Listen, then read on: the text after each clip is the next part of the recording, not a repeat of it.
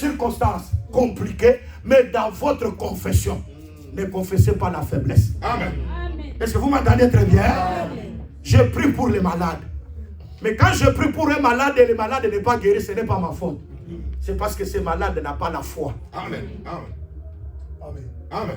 Donc la personne qui a la foi, lorsque je prie pour cette personne, la guérison est là. Et souvenez-vous, Actes des Apôtres chapitre 14 verset 8, à Lystre, il y avait un impotent de pied qui n'avait jamais marché. Quand Paul prêchait, et Paul a constaté que cette personne avait la foi pour être guérie. Et c'est très important. Quand la personne a la foi pour être guérie, Paul a dit, tiens-toi sur tes pieds. Et la personne s'est tenue sur ses pieds. Oh, je dis aujourd'hui, toute personne qui a la foi, le Seigneur va faire quelque chose. Amen. Donc quand vous vous approchez, vous venez devant le Seigneur. La Bible déclare que celui qui s'approche de Dieu croit que Dieu existe. Et qu'il est le rémunérateur de tous ceux qui le cherchent. Qui croit que Dieu existe ici? Qui croit que Dieu c'est un agent payeur de tous ceux qui le cherchent? Il y a des gouvernements qui ont des arriérés. Et surtout en Afrique, des gouvernements qui ont des arriérés. Mais Dieu n'a pas d'arriéré de personne. Amen. Quand tu cherches Dieu, Dieu te donne quelque chose. Dieu te donne la solution. Dieu te donne la joie. C'est la chose la plus importante. Oh, j'aime Jésus. J'aime le Seigneur. Parce que quand vous croisez Jésus, Jésus te donne la solution. Jésus te donne la paix. Ah, j'aime Jésus. Plus que toute chose. Il est le seul espoir qui me reste pour la vie. Dans ma vie, j'ai eu des témoignages et plus de témoignages. Quand tout le monde disait non, ça ne va pas, il peut mourir aujourd'hui, demain. Mais après, les gens ont changé leur langage. Amen. Comme les barbares de l'île de Malte. Paul était mordu par le serpent. Il dit, mais cet homme n'a pas échappé à la justice. Parce que beaucoup de gens, quand ils vous voient persécuter, c'est-à-dire que tu n'es pas juste. Il n'a pas échappé à la justice. Regarde, après avoir échappé au vent et au marais, maintenant le serpent l'a mordu. Nous allons attendre pour le voir tomber subitement. Il commence à espérer. 30 minutes passent. 1 heure passe. 2 heures. Oh non. Mais ça, c'est la vipère. Il transmet les venin qui tuent. Mais comment lui ne meurt pas? Ils ont changé le langage. Ils ont dit non, ça ce n'est pas des hommes. Mais c'est Dieu. J'aimerais que les gens te voient Dieu. Aïe, la nature de Dieu. Parce que nous avons la nature de Dieu. Vous êtes de Dieu, mais vous mourrez comme le fils des hommes. Vous avez la nature de Dieu. Mais vous voulez être dominé par les forces du mal. Dieu soit béni. Parce que comme vous avez aussi Jésus, vous devez faire trembler la terre. Amen. Le monde doit sentir que vous avez Dieu. Amen. Et ça c'est très important. C'est comme quand je disais aux gens, à tous les prédicateurs, venez, nous allons prêcher ensemble. Mais ça c'est la montagne du Carmel. Le mont Carmel. Hein? Parce que les faux prophètes mangeaient à la table du roi. Ils étaient considérés comme ce sont eux qui ont quelque chose. Aujourd'hui, dans le monde, ceux qui sont plus considérés, ce sont des gens qui n'ont rien. Amen. C'est pourquoi l'Écriture dit, les princes marchent à pied, mais les esclaves sont au-dessus des chevaux. Ils sont au-dessus des... Ils sont honorés, mais les princes sont déshonorés. Vous avez la parole, les gens vous négligent. Vous avez la grâce, c'est pourquoi il y a beaucoup de gens des fois qui se découragent. Quand vous avez la grâce, vous connaissez que les pharisiens étaient honorés. Quand ils passent, ils voulaient que tout le monde les salue. Bonjour. Salut, salut. Et quand ils vont dans des fêtes, ils ont le premier siège pour être honorés et vus des hommes. Mais quand Jésus est venu, les princes marchaient à pied. Les princes étaient méprisés. C'est pourquoi moi je vous donne un conseil. Quand vous voyez que la personne a la grâce de Dieu, soutenez-la. Est-ce que vous me comprenez? Amen. Quand vous constatez que la personne a la grâce de Dieu, soutenez cette grâce. Amen. Parce qu'il y a des gens qui méprisent la grâce. Qui méprisent ce que Dieu fait. Oh, Dieu soit béni. Parce que moi, je crois ici, il y a des gens qui ne méprisent pas la grâce. Amen. Mais qui soutiennent la grâce. Amen. Quand vous soutenez la grâce, Dieu aussi agit avec vous. Amen. Et ça, c'est très important. Un homme de Dieu, Jésus a dit, je vous envoie. Ceux qui vont vous recevoir me reçoivent. Amen. Un ministre de Dieu, c'est la manifestation de Jésus-Christ manifesté. Considérez les ministres de Dieu comme Jésus-Christ. Et quand vous avez cette considération, le Seigneur aussi s'en occupera de vous. Amen. Et fera de grandes choses dans votre vie. Amen. Et ça, c'est très important. Amen. C'est pourquoi nous disons, les 6 nourritures de Jacob ne pouvaient pas terminer la faim. Mais la nourriture qui pouvait terminer la faim, c'est le blé. Et c'est lui qui doit vendre ça chez Joseph. Et pourquoi nous aimons ça? Quand le père, il a compris que non, en ce temps ici, et il faut que j'envoie le pain avec David qu'il a donné à ses frères. Parce que c'est lui qui doit porter la délivrance. Quand David vient dans la vallée, il trouve un homme, un géant. Et ce géant-là, il lançait le défi. Même Saoul le craignait. Quand David le regarde, il commence à poser la question. Qu'est-ce qu'on donnera à la personne qui tuera cet homme? Mais son grand frère Eliab, il dit, tu es venu pour nous donner la nourriture ou pour poser des questions relatives à cet homme? Je connais ton orgueil. Tu as été avare depuis ta naissance. Ah, le grand frère, c'est la chair. Amen. Hein? Amen. Notre grand frère, c'est la chair. C'est la chair. Devant la promesse, la chair tremble. La chair tremble. Lorsqu'il voit le combat, lorsqu'il voit le diable, la chair tremble. Il y a des gens qui tremblent comme ça. Il dit, mais tu étais venu pour de l'autre. Mais tu as laissé les brebis seules là. Et tu es venu ici pour parler. Tu es orgueilleux. Un homme de foi est toujours considéré comme orgueilleux. Quand vous avez la foi pour renverser le diable, les gens vont commencer à dire que tu es orgueilleux. Quand la personne a la connaissance de la parole, il y a des gens qui diront c'est un homme.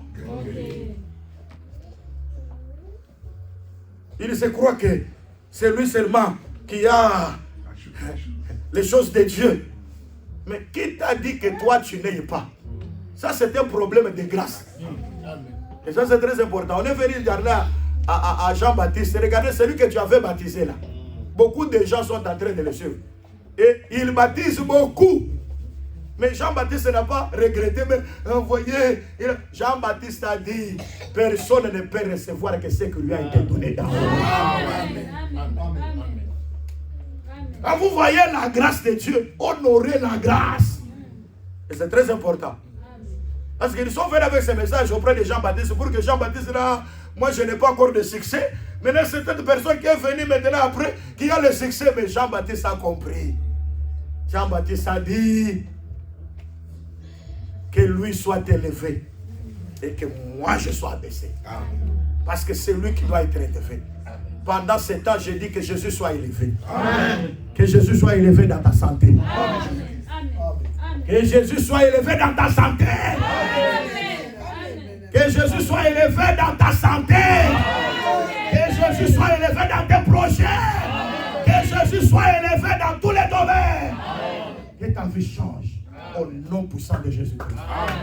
Amen. C'est très important. C'est pourquoi je disais ici, ils promettent la liberté, mais ils sont esclaves. Ils étaient là, ils croyaient qu'ils étaient bien, mais ils étaient esclaves de Goliath. C'est-à-dire celui qui dominait au-dessus de c'était qui? Goliath. Et Goliath dit, vous êtes esclaves de Saoul. Lui se voyait, il est au-dessus de Saoul. L'écriture dit ceci. Si tu vois quelque chose est élevé, il y a une autre chose qui soit élevée au-dessus de cette chose-là. Mais au-dessus de tous, il y a la chose qui est plus élevée. C'est ça, non? C'est très important. Quand vous voyez l'Égyptien est élevé au-dessus de l'Hébreu, parce que Moïse est venu, il a trouvé un Égyptien qui était en train de maltraiter un Hébreu, parce que l'Hébreu c'était un esclave. C'est pourquoi quand vous descendez ici dans le verset que j'ai donné, on dit car chacun est esclave de ceux qui triomphent sur lui. Hein? Et c'est-à-dire l'esclave c'est qui? C'est quelqu'un qui est dominé par quelque chose. Dans la vie, si tu es dominé par l'impudicité, tu es esclave de l'impudicité. Est-ce que vous m'entendez? Amen. Oh, je dors, je vois toujours une femme venir coucher avec moi. Tu es esclave de cette femme-là. Je dors, je vois un homme coucher avec moi. Tu es esclave de cet homme-là. Chacun est esclave de ce qui a dominé sur lui. Mais parmi les choses qui font trembler la terre, voyez cet esclave. Il quitte l'être esclave et il devient roi. Il va régner. C'est très important. Oh, tu es esclave parce qu'il y a quelque chose qui domine sur toi. Hébreu était dominé par l'Égyptien. Et l'Égyptien était en train de les malmener. Oh, c'est-à-dire si tu vois Hébreu, il y a quelqu'un qui est élevé au-dessus de l'Hébreu, c'est l'Égyptien. Mais au-dessus de tous, Moïse doit venir. Pour qu'il frappe l'Égyptien et qu'il fasse libérer l'Hébreu. Je prends encore un autre exemple. Au commencement, les ténèbres régnaient sur la surface de l'abîme. C'est très important. C'est-à-dire que les ténèbres avaient le dessus sur les eaux. Mais quand Dieu vient, Dieu dit ceci, que la lumière soit.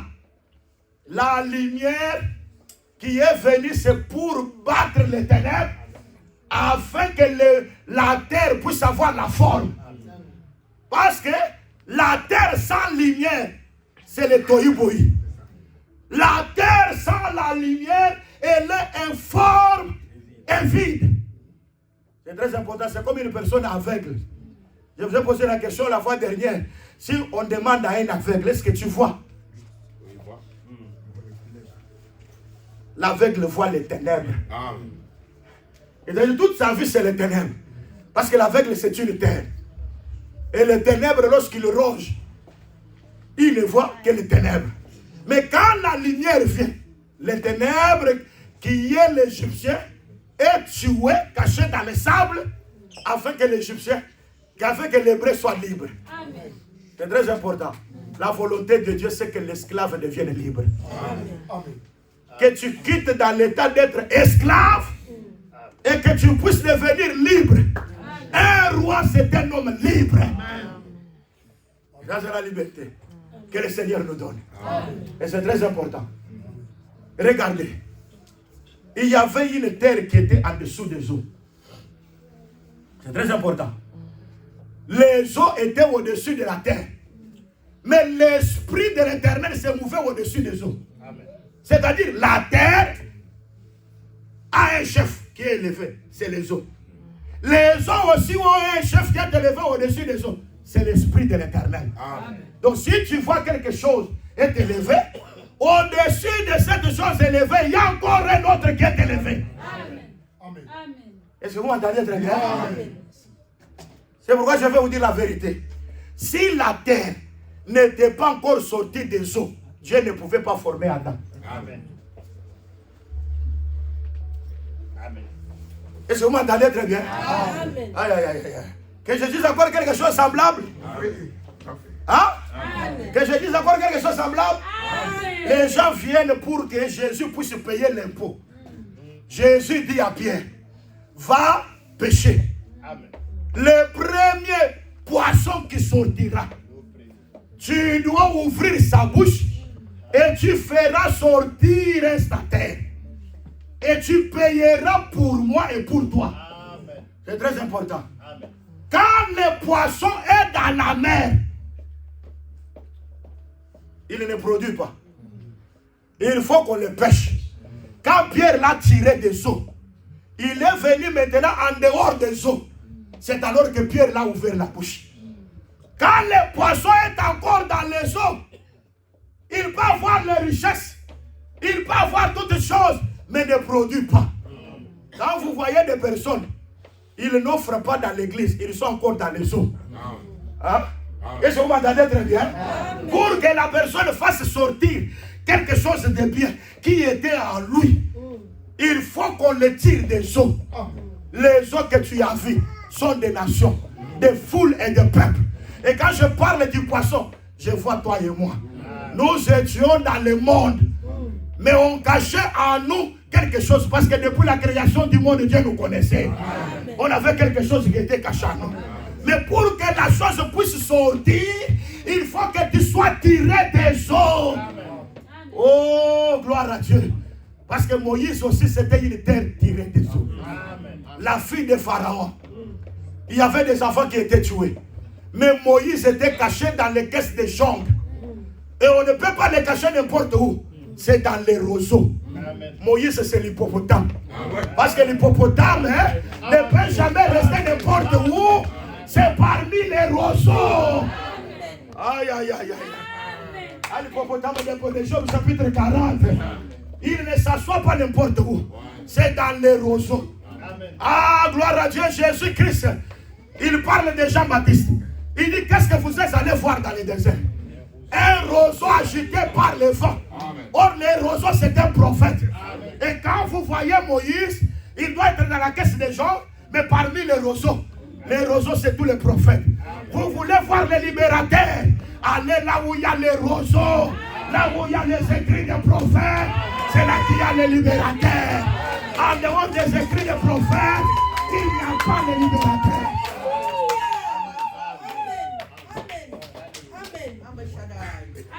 Est-ce que vous m'entendez? C'est pourquoi Paul pose la question au roi Agrippa. Crois-tu au prophète? Il ne dit pas le prophète au sanglier. Parce qu'il y a des gens qui ils ont présenté un prophète au sanglier. Un autre prophète, Branham, ce n'est pas un prophète. Okadima, Moukounam, Philippe Kakou et les autres. Non. Il dit, crois-tu au prophète? Dans la version parole vivante, on dit, est-ce que tu crois aux paroles des prophètes? Nathanaël, il est venu. Il a dit, on lui a dit, viens voir. C'est lui dont Moïse a écrit et que les prophètes ont parlé. Parce que Jésus, Moïse a écrit pour lui. Mais les prophètes n'ont pas écrit, mais les prophètes sont venus parler. Ah, j'aime ça. On amène la femme, Jean chapitre 8. On trouve Jésus en train d'écrire. Quand il écrit, il ne parle pas. Mais quand il écrit la deuxième fois, il dit qui n'a pas péché. Si Jésus avait dit qui n'a jamais commis l'adultère, il y a des gens qui diront moi. Mais il a bien parlé. Qui n'a jamais péché? Ah. Parce qu'il y a d'autres. Tu ne commets pas l'adultère, mais tu es rancunier.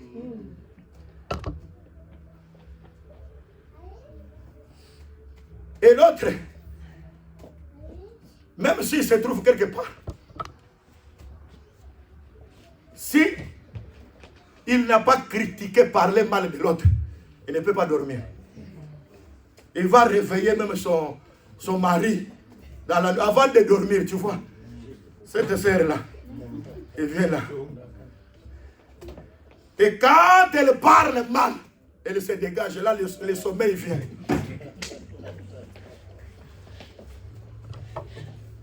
Donc il y a des gens, s'ils n'ont pas péché, le sommeil ne vient pas.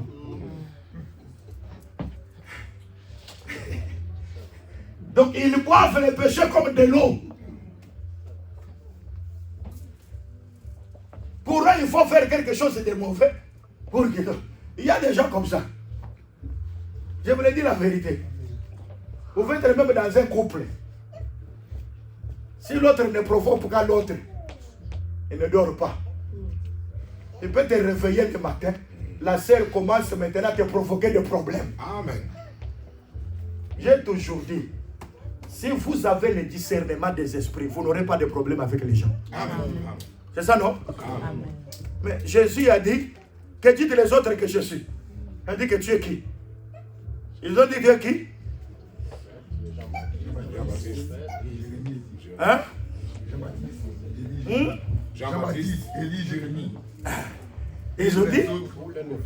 Où il est le prophète?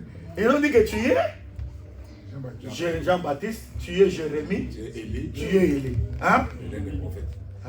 S'il y a un prophète à qui Dieu avait parlé de ne pas se marier, c'est ça, c'est Jérémie. Jérémie, Dieu lui a dit, tu ne te marieras pas. Donc toute ta vie, tu resteras comme ça. Le prophète Jérémie. Donc il était célibataire. Jean-Baptiste était marié? Non. Célibataire. Élie était marié? Non. Mais pourquoi on parle d'abord des 3 prophètes célibataires?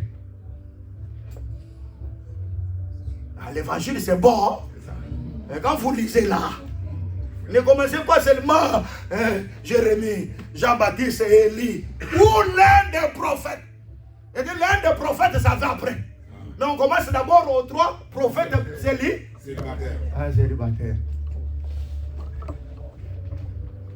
Ou l'un des prophètes. Moi j'aime l'évangile. Parce que là où tout le monde ne voit pas, notre évangile voit. Amen. Hein? Et ça c'est très important. Donc pour parler tout simplement que avant la traversée du Jourdain, c'était un lieu de célibataire.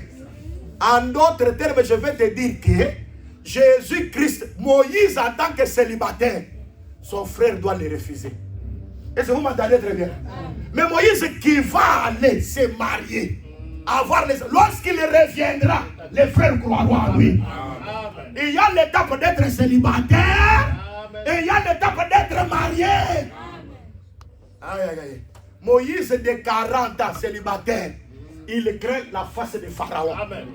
Hein? Il a fui Pharaon. Amen. Mais Moïse marié à l'âge de 80 ans, il ne peut jamais craindre la face de Pharaon. Amen.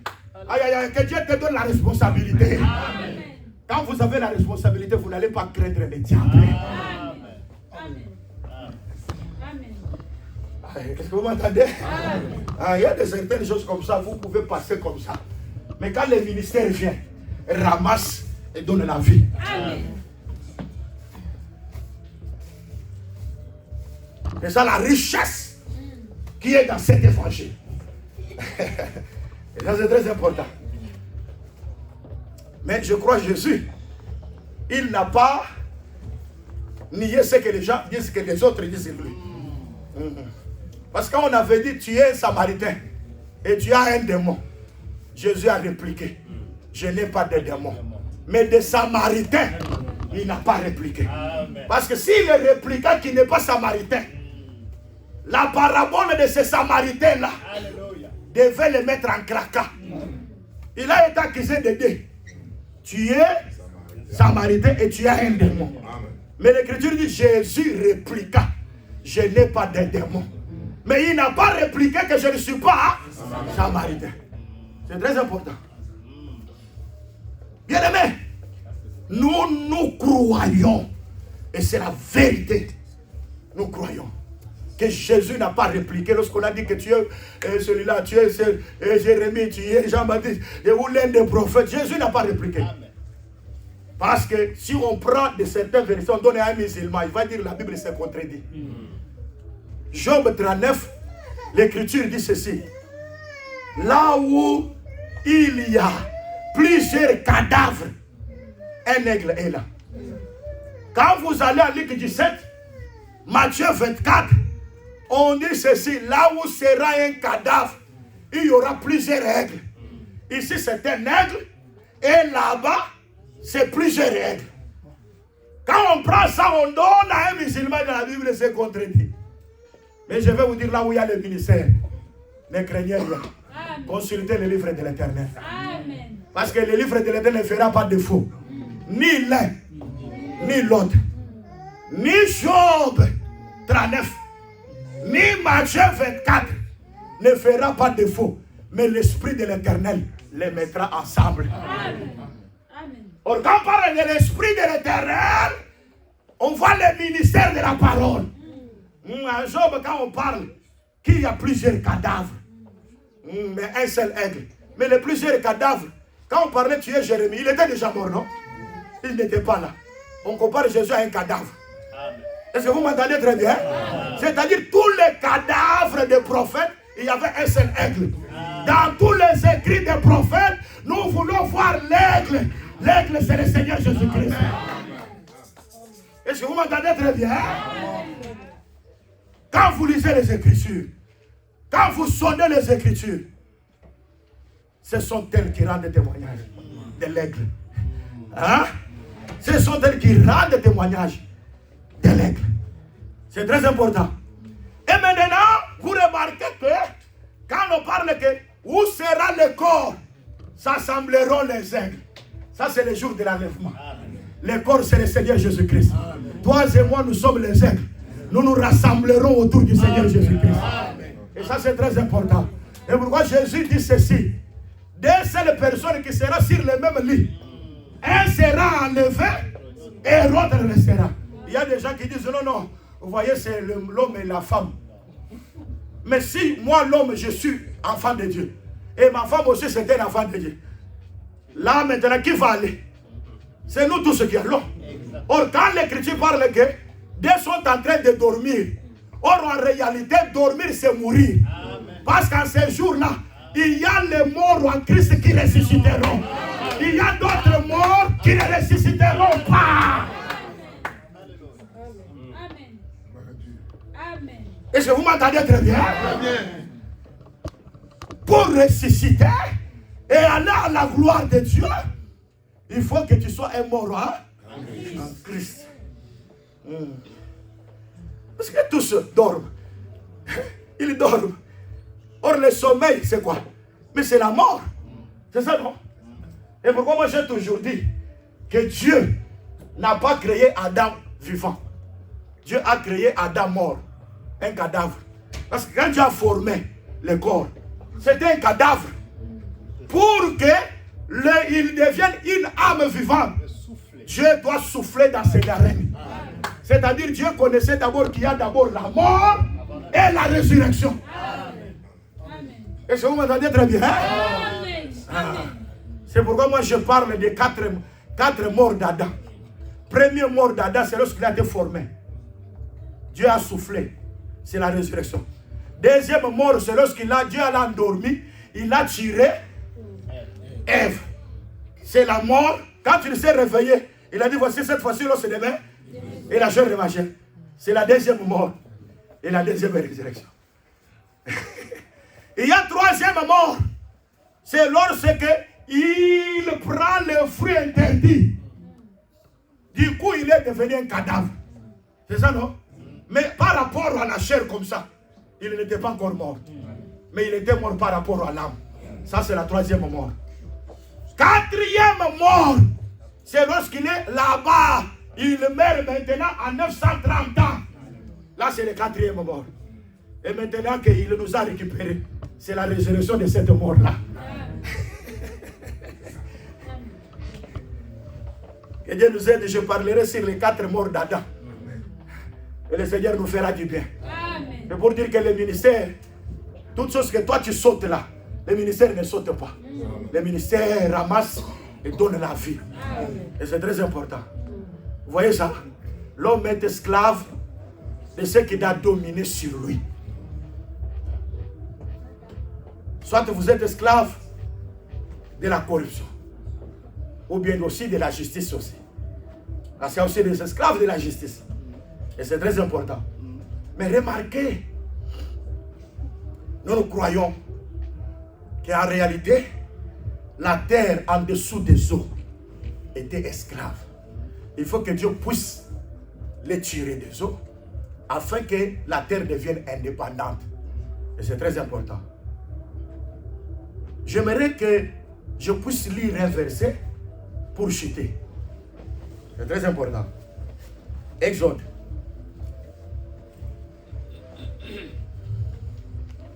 Vous êtes?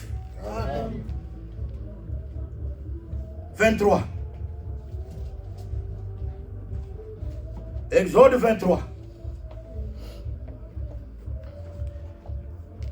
Verset 5e. L'Écriture dit ceci. Si tu vois l'âne de ton ennemi succomber sous sa charge et que tu hésites à le décharger, tu l'aideras à le décharger. Donc, j'ai donné seulement ce verset pour chuter. Parce que l'âne de ton ennemi, mais il est chargé. Donc, c'est cette charge-là qui domine sur l'âne. Maintenant, toi, tu as vu que l'âne là, c'est l'âne de ton ennemi. Mais comme il appartient à ton ennemi, il est chargé. Toi, ne le laisse pas, ne résiste pas. Bien-aimé, ça c'est très important. Toi, ne résiste pas. Je vais vous dire la vérité. Depuis la chute d'Adam, on appartenait déjà à Satan. Et on était considéré comme l'âne de Satan. Et nous étions surchargés. Mais il y a eu un homme à qui Dieu a parlé, c'est le Seigneur Jésus. Il a dit, tu vois l'âne de ton ennemi. Chargé. N'hésite pas. Quand je parle de l'âne ici, je vois un animal qui est surchargé avec les fardeaux. En d'autres termes, l'âne c'est un animal esclave qui dépend de celui qui le dompte. Nous étions esclaves du diable. On appartenait à l'ennemi de Dieu. Jean dit ceci. Nous sommes de Dieu. Mais le monde entier, je suis la puissance de Satan. C'est pourquoi quand Alain Moloto disait Dieu de Congo, Dieu n'est pas de Congo. Il était le Dieu d'Israël. Aujourd'hui, il est Dieu dans l'église. Il n'y a pas une nation qui peut se réclamer aujourd'hui. Je suis la nation de Dieu. L'unique nation de Dieu qui peut se réclamer aujourd'hui de Dieu, c'est l'église du Seigneur. Amen. Le corps de Christ. Amen. Jésus règne dans l'église.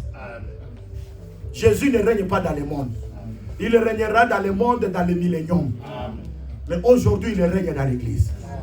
Tout membre de l'église, Jésus règne dans sa vie. Amen. Nous appartenons à l'ennemi de Dieu.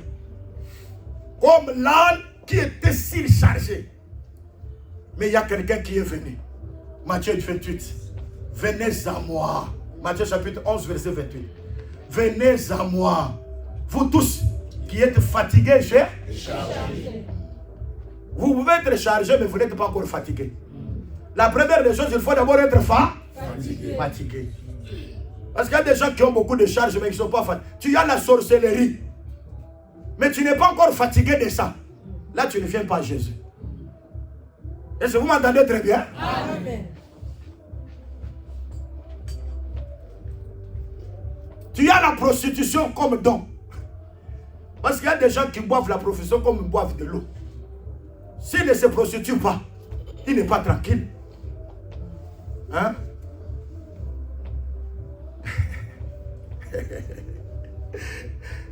Paul dit aux Romains, pourquoi toi?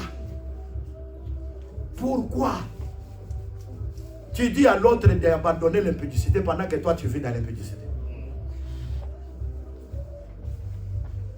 Tu dis à l'autre que non, ne vole pas pendant que toi tu voles. Un prédicateur doit être le modèle du peuple. Amen. La femme samaritaine, elle a dit, est-ce que tu es plus grand que notre père Jacob? Lui-même, il a creusé ses poux. Il a bu d'abord. Et puis, il a donné aux brebis et a donné aux fils. C'est-à-dire, avant que tu sois utile aux autres, il faut t'examiner d'abord toi-même. Amen. Oh non, ne faites pas. Vous voyez ce que je fais, mais écoute seulement ce que je parle. Bandit égyptien.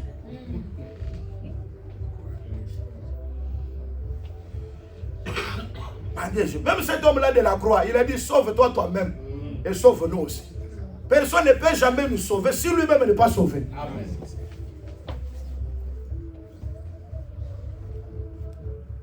Paul a dit à Timothée, veille sur toi-même et sur ton enseignement. Vous voyez? Et quand tu es sauvé toi-même, tu sauveras ceux qui t'entendent. Tu ne peux pas sauver ceux qui t'entendent pendant que toi-même tu n'es pas sauvé. Il y a des gens qui veulent. Et nous sommes de l'Assemblée des Saints. Aujourd'hui, ça devient coutume. Assemblée des Saints. Nous sommes de l'Assemblée, nous serons seuls. Mais tes habitudes montrent que tu n'es pas encore converti. Malgré que tu as fait beaucoup de temps dans l'Assemblée des Saints, tu n'es pas encore saint. Être saint, ce n'est pas avoir le courage. Hein? Courage à Banabouden. Parce que il y a beaucoup de gens comme ça. Vous voyez, nous sommes. Mais quand on te regarde d'abord, ton habillement montre que tu n'es pas saint. Est-ce que vous m'entendez? Ton habillement, l'habillement que tu as là, montre que tu n'es pas saint. Un frère, tu t'habilles n'importe comment. Tu mets des couleurs ici, tu mets ça comme ça, on voit les sous-vêtements. Et quand on va maintenant chez les frères, chez les sœurs, c'est terrible. Quand Paul parle, il dit que la sœur doit avoir... C'est la sœur qui fait service de servir Dieu. C'est très important. Or, ceux qui servent Dieu, ce sont ceux qui sont sauvés. Parce que dans l'église, ceux qui sont baptisés du Saint-Esprit travaillent pour Dieu. Amen. Il n'y a pas de chômeur. Amen. Quand vous voyez qu'une personne est chômeur dans l'église, c'est-à-dire qu'il n'a jamais reçu le Saint-Esprit. Amen. Mais la personne qui a le Saint-Esprit, il doit chercher quelque chose à faire pour l'église. Il ne reste... Quand tu vois quelque chose ne va pas comme ça, non, il n'est pas tranquille. Il n'est pas tranquille parce qu'il a reçu le Saint-Esprit. Il doit résoudre ça et son cœur sera tranquille. Il y a beaucoup de gens qui n'ont pas encore reçu le Saint-Esprit. Et pourquoi on dit qu'à ces femmes qui font profession de servir Dieu, ils doivent avoir un habit décent. Et pourquoi moi je dis les pantalons. Beaucoup de pantalons ne sont pas décents pour les femmes. Parce que Dieu a fait la femme avec une nature.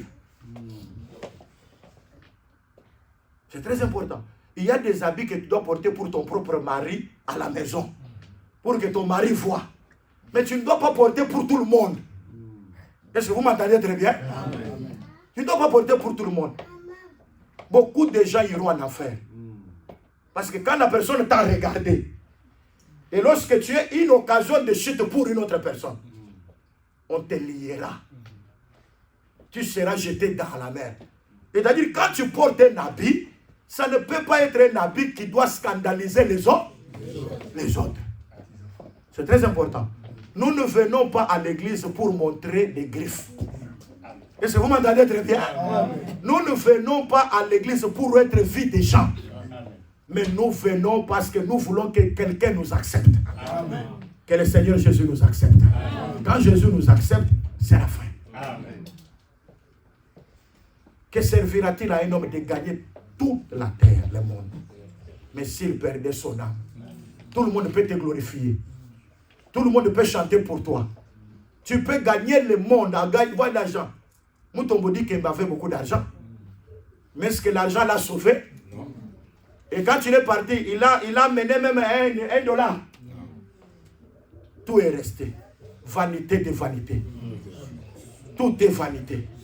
Tout ce qu'on voit sur la terre, modèle, toutes les choses que les gens sont en train de... Moi, je m'habille comme ça. Et moi, je fais comme ça. Tout ce que tu dois faire, que notre unité de mesure soit la parole. Amen. Est-ce que vous m'en connaissez très bien? Amen. Et l'enfant de Dieu, à chaque temps, à chaque moment, c'est la parole qui doit dominer sur lui. Amen. Jésus était venu comme un esclave parce qu'il a obéi Moïse. Il a été circoncis le 8e jour comme esclave de Moïse. Il est passé par là. Et il a accepté la croix. Quand il a accepté la croix, je crois qu'à la croix, l'Écriture dit que Christ est la fin de la loi pour la justification de ceux qui croient. Il est allé dans le séjour des morts. Maintenant, quand il ressuscite, il dit à ses disciples, tout pouvoir m'a été donné. Amen. Dans le ciel et sur la terre. Là, il n'est pas encore esclave, mais maintenant il règne parce qu'il a le pouvoir dans le ciel, sur la terre et en dessous de la terre. Est-ce que vous m'entendez très bien? Amen. C'est l'image que Dieu avait donnée à Adam. Pour que Adam puisse dominer. Puisse régner. Régner sur quoi? Sur les oiseaux du ciel. C'est très important. Je parle d'Adam comme ministre. Il doit régner sur les oiseaux. Parce que si dans l'église, il y a des frères oiseaux, ils volent beaucoup, ils ont la révélation. Mais Adam, le ministère, doit régner sur ses frères. Amen. Est-ce que vous m'entendez très bien?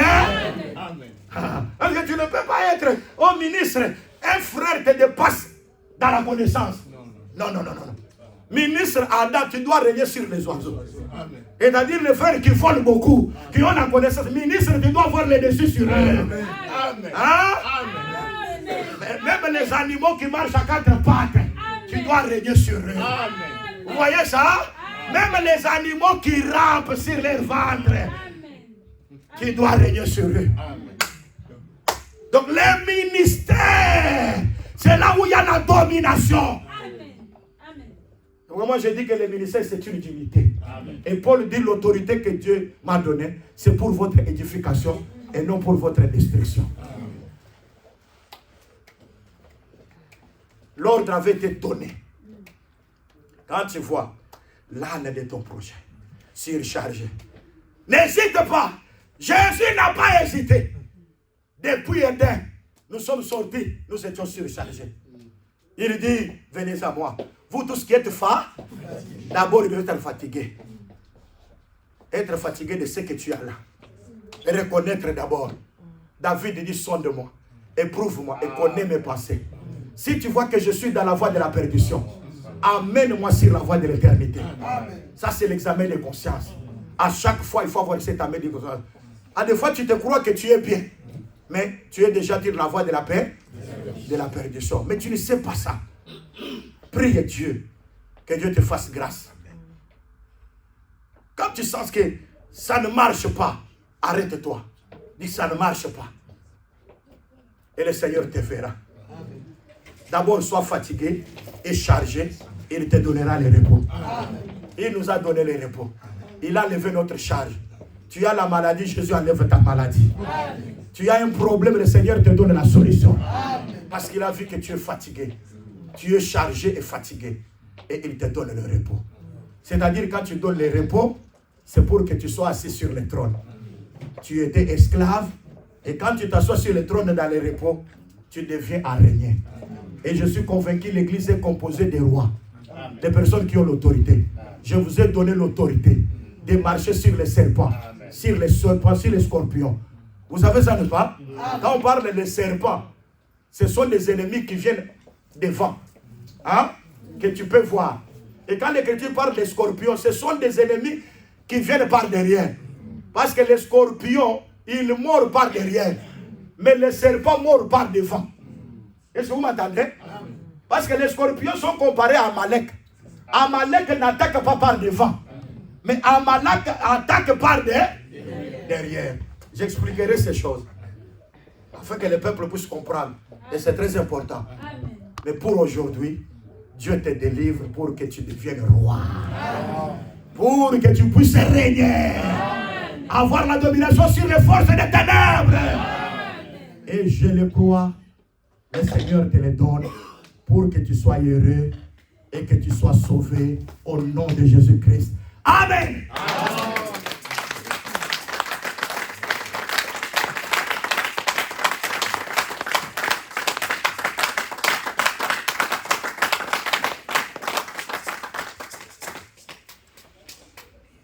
Oh Jésus Seigneur. Si riche, si profond.